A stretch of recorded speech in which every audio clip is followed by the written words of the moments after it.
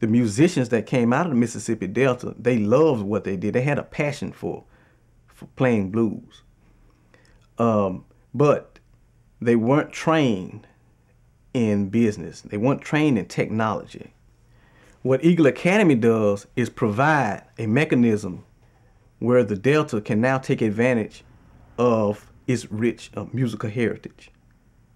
What we provide is instructions to youth in the area by professional instructors to teach them the business side of the music industry, the business side of the video industry, and also the technical side of the audio industry, the technical side of the video industry, to prepare the youth for careers in the music and media industry.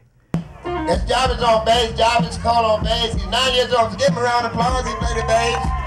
9 years old. Mississippi and Mount Bayou is located on the Highway 61 Blues Tour, and what is so exciting is that Eagle Academy is located right in the midst of that Highway 61 Blues Tour.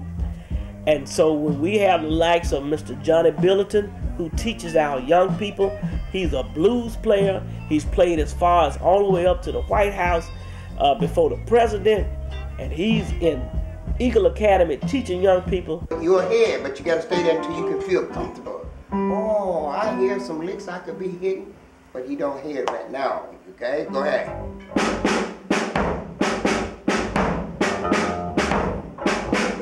Okay, we're still doing the same thing on that pedal over there. You ain't gonna be able to play it on stage. You're gonna be wore out, boy. Where young people are able to go over to Eagle Academy and learn things that they are not learning in their regular schools.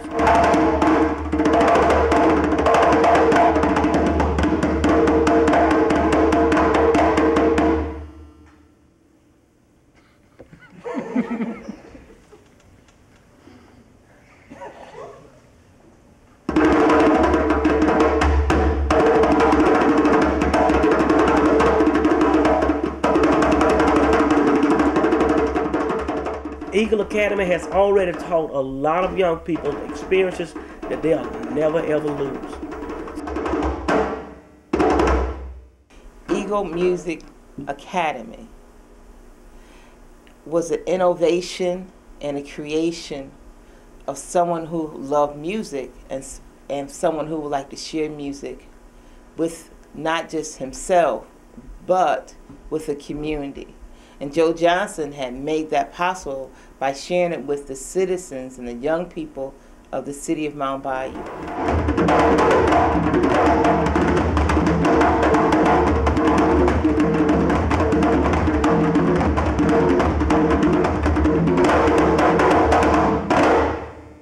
I'm a blues musician. We have a generation now that's, not really aware of the blues. They're not aware of any of the blues musicians. They don't know that, they really don't understand where it comes from. I saw that there was a need to go back and teach the kids their heritage so they'll know the music that they like today, where it actually comes from.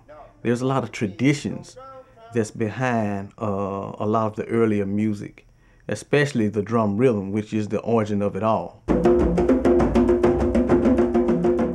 My last year in high school, there was a producer came to town named Ed Townsend. He produced acts like The Impressions. He produced Marvin Gaye, Shirelles, and the list goes on and on. He was also an artist back in the late 50s himself. And he had aspirations of bringing to Mississippi, or training up kids, youth in the area, how to run their own record company. He understood that there were a lot of blues musicians that came out of the Delta, and they were very good at what they did, but they were exploited, so to speak. He understood that the Mississippi Delta is rich in talent. Everybody understands that.